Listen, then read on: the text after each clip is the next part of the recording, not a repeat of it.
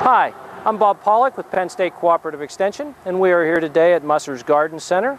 And Christine is with us, and she works here in the Garden Center. And we are going to share some planting tips with you today.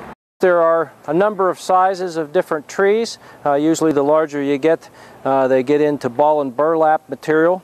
And that just means these have been growing in the nursery. And so they dig them out of the soil in the nursery, as opposed to being grown for their from a seedling in a pot. So in order to dig them from the field, they usually do that with a machine, but then they need to hold the soil in place, and they usually use burlap to do that. So we have an example of that here.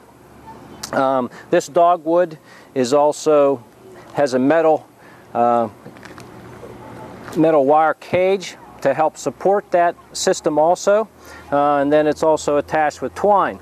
Now, one of the things you need to do when you purchase a tree like this is to make sure that the burlap that's being used is real burlap. Okay, if it is a synthetic burlap, then that has to be removed. But as long as it's a real burlap, then you can keep that in place.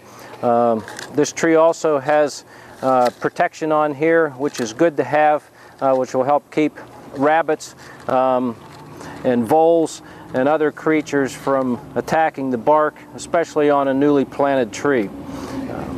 So when you get this home, you would dig your hole. You usually want to dig the hole larger than what the size of the ball is.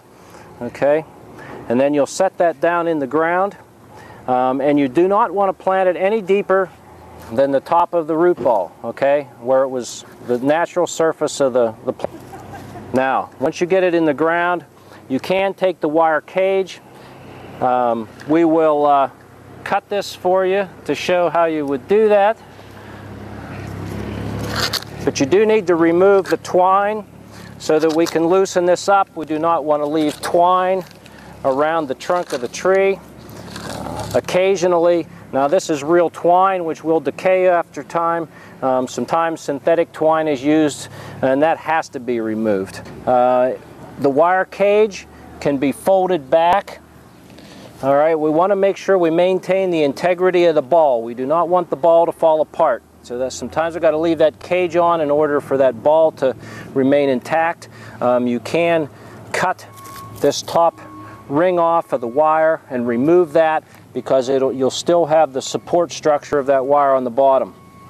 Then we want to fold the burlap back. Okay, you can take the burlap. It needs to be wrapped.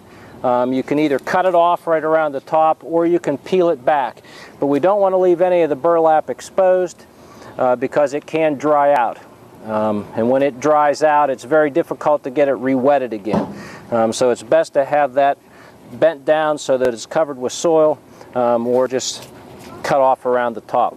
This is a good indication that this is the natural surface of the tree. All right, so there's roots in the soil here that are going out. We do not want to bury those. It's okay just to put a light coating of soil over top of this. It's okay to take and remove any kind of grass that's growing on the top, or sod, or weeds. It's okay to pull those out a little bit and get those out of there. There's the natural top of the plant, and that's the level we want to plant that at. And then that allows us to then put a 2-inch layer of mulch over top of that, which we would recommend to do. So that's some of the key things with that plant. If you purchase a potted plant, it can be a little different situation. This one comes out of the pot nicely. One of the things that you'll find when you remove the plant from the pot is that you will find roots exposed, and that's okay.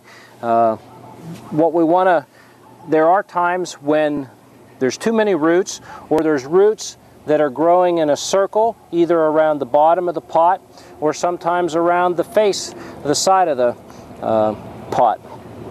Now, if that's the case, then we want to be able to